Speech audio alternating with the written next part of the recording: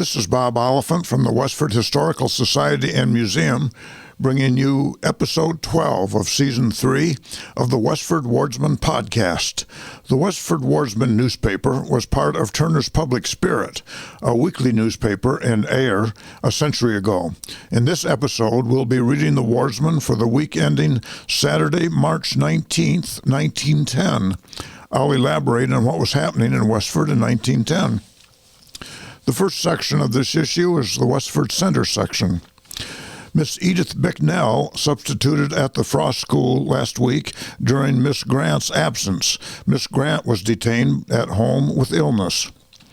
The Frost School is closed for the usual 2 weeks spring vacation. Miss Ruth Fisher is enjoying a stay at Plymouth for a part of the vacation. I believe she was the principal at the school, but I'm not sure. If not, she was a teacher. Mrs. Alonzo Sutherland is making good progress toward recovery at the hospital in Brookline, where she recently underwent a surgical operation.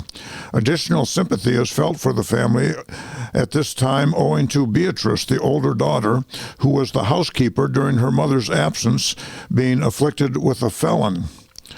I had never heard of the felon, F-E-L-O-N, as used this way before. It is described as a painful abscess of the deep tissues of the palmar surface of the fingertip that is typically caused by bacterial infection and is marked by swelling and pain. Mrs. Frank C. Wright, on her regular trip to Lowell Tuesday, had an unfortunate experience with a sick horse.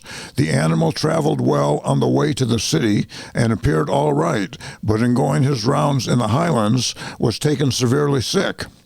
At this writing, he is at a stable in care of a veterinary and improving.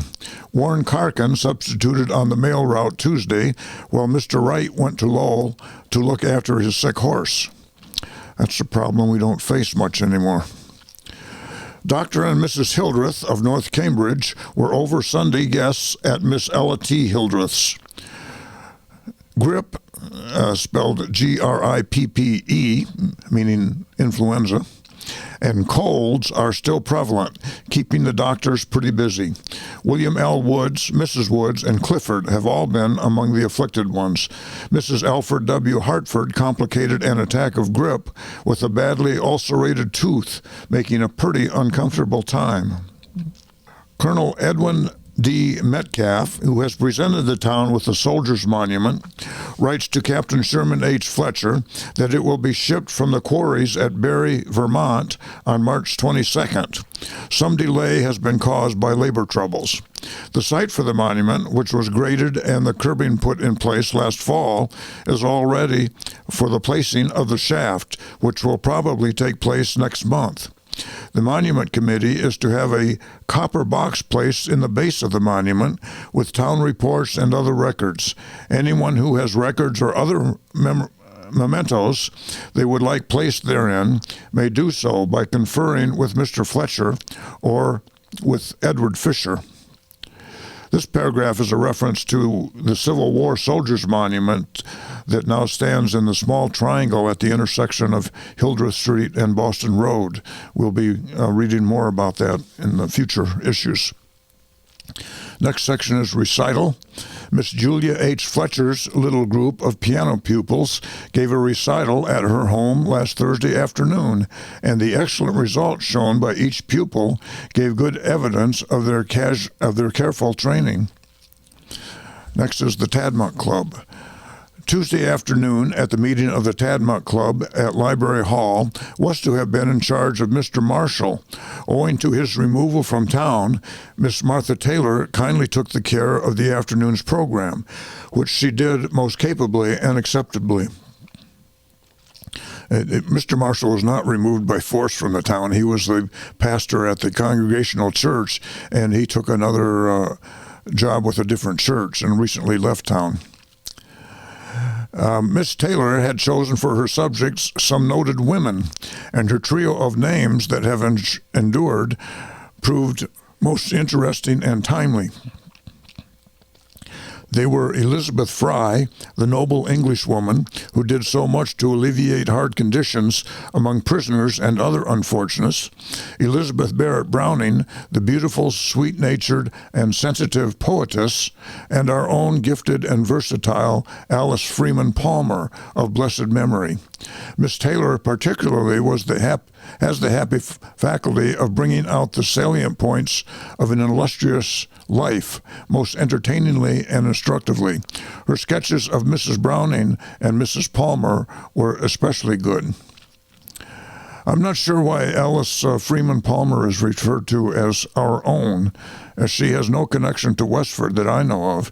She was president of Wellesley College and is buried there, so was well known in the state, but other than that, I don't know why she's mentioned as our own. There's a good biography of her at wikipedia.org. Next is the Forge Village section. A little daughter who has been christened Agnes was born to Mr. and Mrs. Tom Finn on Tuesday, March 8th. Work has already commenced on two five-room single cottages to be erected on Pond Street. Contractor Edwards, who is building the new mill, has charge of erecting the houses.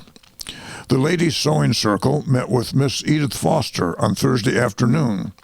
Mrs. W.H. Fernald has presented the circle with a sewing machine, and it will be placed in Recreation Hall, where the ladies will work during the warm weather. The gift was greatly appreciated by the circle. Recreation Hall is in St. Andrew's Mission in Forge Village. The service at St. Andrew's Mission on Sunday evening was attended by a large number. A special feature was the singing of the additional vested choir of little girls. A jolly party composed of Fred Sweet, John Carmichael, Elmer Nutting, Howard Northrop, Edmund Hunt, and Charles Dudevore journeyed to Boston last Saturday to take in the sights and visit the automobile show. Next section is an obituary entitled Death. George Henry Prescott, one of the oldest and most respected residents of this village, passed away Thursday evening, March 10th, after a short illness, aged 71 years.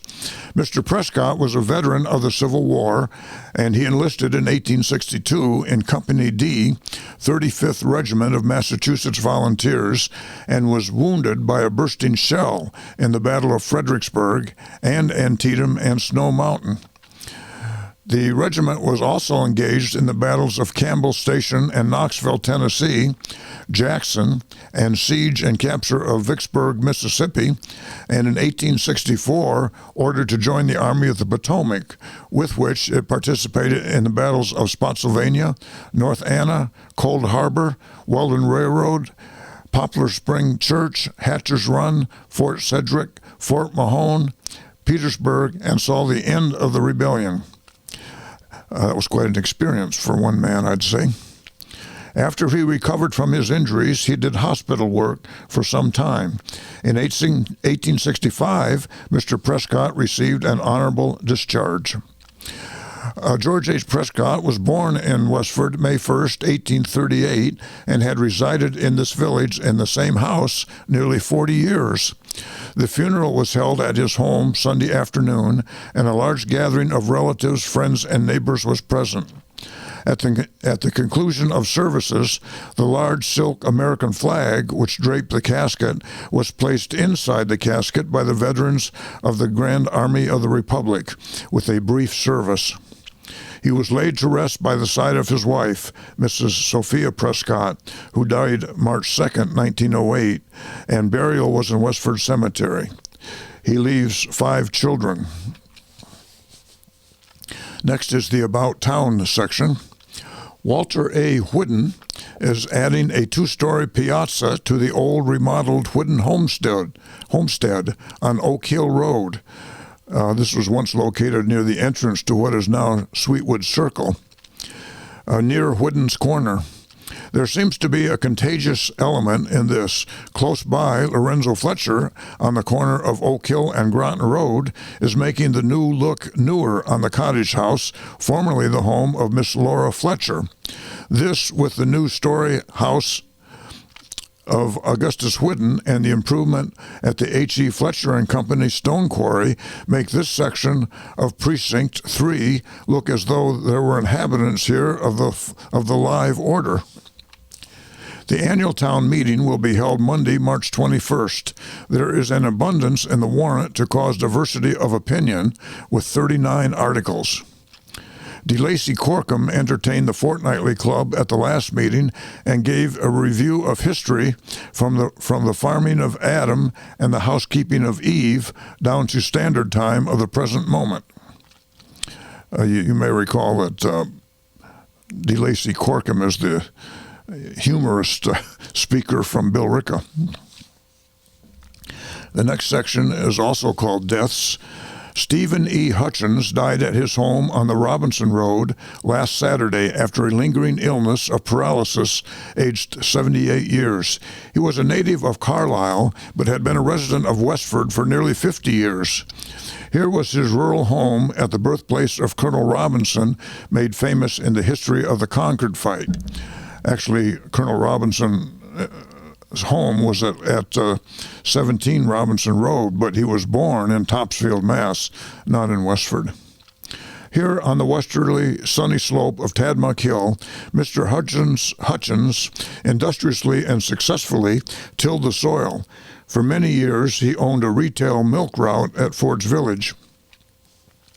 Age and illness compelled his relinquishing this phase of farm industry.